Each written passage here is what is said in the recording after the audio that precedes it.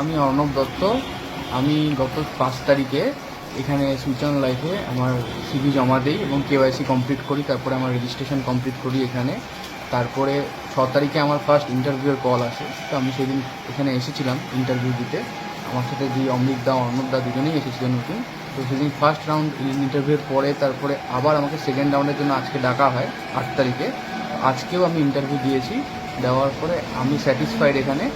আর যে এমপ্লয়ার আছে তিনি আমাকে আজকে ডেকেছিলেন, ডাকার পরে তিনি আমাকে সিলেক্ট করে নিয়েছেন আজকে। কিন্তু আমি একটু সিদ্ধান্ত নিয়ে অর্ণবদা, অমৃতদা ওনাদেরকে জানিয়ে দেবো, ঠিক আছে? আর ওনারা খুবই হেল্পফুল, আমাকে এর আগেও অনেকবার কোঅপারেট করেছে।